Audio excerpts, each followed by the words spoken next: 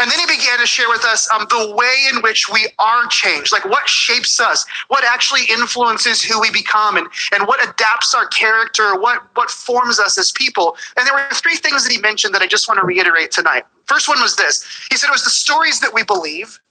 Secondly, it was the habits that we develop. And third, it's the relationships that we cultivate. I don't know if that's specifically how he said it. That's how I wrote it in my notes. But it was the stories that we believe, the habits we develop, and the relationships we cultivate. In other words, the stories we believe, our culture, the scriptures, our families, they all tell stories. There's a narrative that's being told, and the stories that we believe to be true will influence us and the decisions that we make, and they will determine of our life. We will make choices based on the stories, the narrative of our culture that we think is truest, that will define us. Then the habits we develop, the things we regularly participate in, those things eventually begin to shape us over time. Those things start to shape our character and who we are. And then finally, the relationships that we cultivate, the people that we hang out with, will influence us.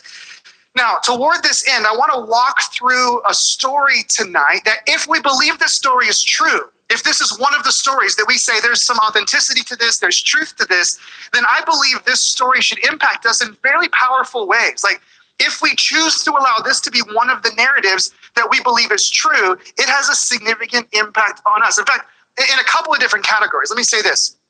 If you came tonight and you are in a particularly complicated season in life, like you've got a variety of decisions to make, or maybe you find yourself dealing with anxiety, or you have choices, you don't know exactly which direction to go, you find yourself maybe just in a complicated time, I think what we're going to look at tonight is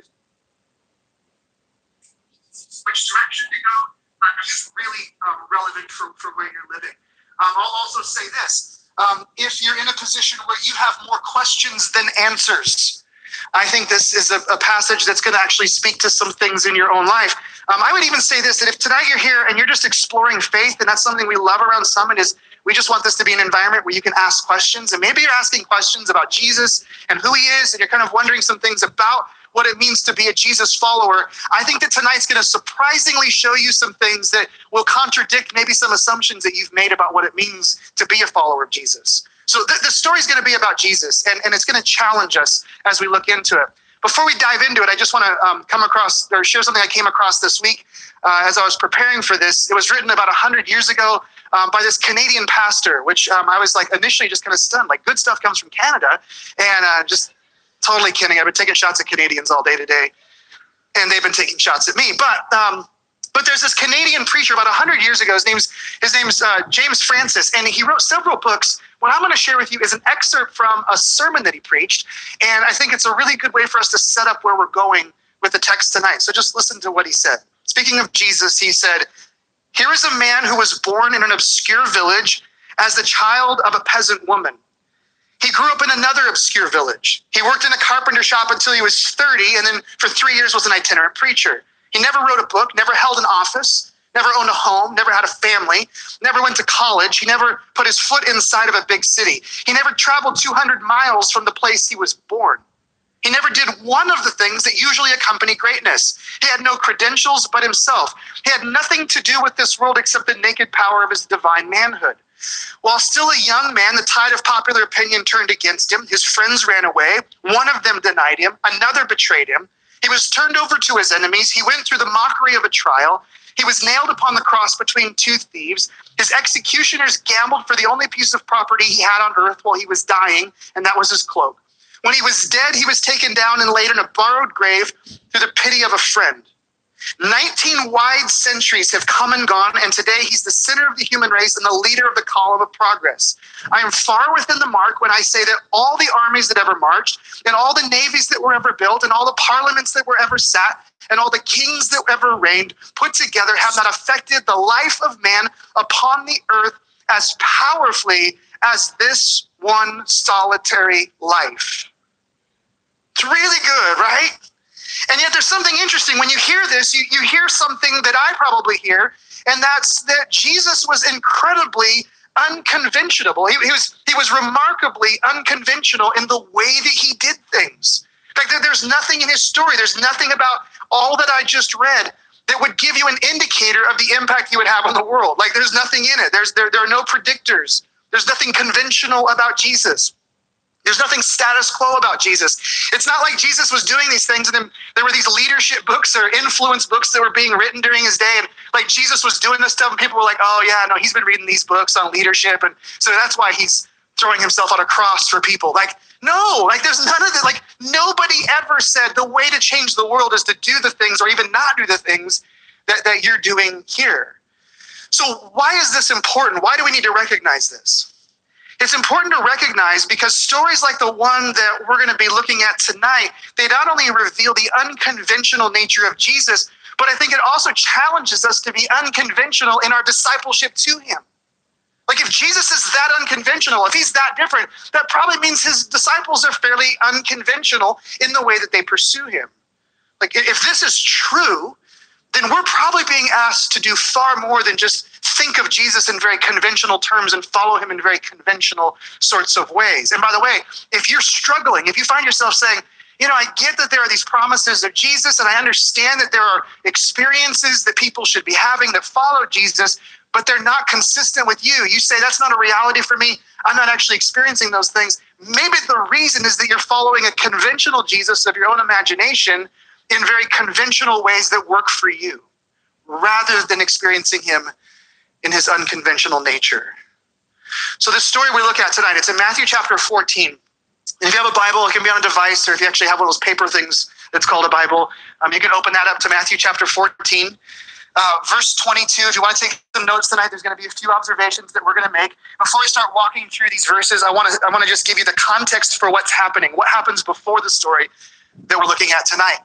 And the story before the story is actually one that we know, and a lot of us are familiar with it, because it's this story where Jesus is gathered on the shores of a lake, the shores of a small sea, and he's been teaching some people, and they're really hungry, and long enough hungry that they're probably a little hangry. It's getting towards the end of the day, and there's no food to feed these people. And then Jesus finds this little boy, the disciples find this little boy, and they bring him to Jesus, and he has some loaves and some fishes. How many of you have heard this story? Right, so kind of an amazing story where Jesus does something completely outside the box. He blows everybody's categories, and with he and his disciples, they just start distributing the food, and somehow when they're done, everybody among 5,000 people eats. Like they all eat, and they're all happy because people get happy when they eat. That's just like a normal thing, right? All people everywhere get happier when they eat. And so they feed everybody, and they're just like blown away. So people then, because they've never seen anything like this, and now they're experiencing the benefit of Jesus's unconventional nature, they begin to press in around he and his disciples. It's like they want more, not just food, but they want more of his teaching. They want more of his influence. They want more of this Jesus who's being shown to them. So when we pick up the story, it's immediately after these people have been fed. The loaves have been gathered up. There were actually leftovers, which is unbelievable. And then now we read this in verse 22 of Matthew 14. It says this. It says, immediately he made the disciples get into the boat and go before him to the other side while he dismissed the crowds.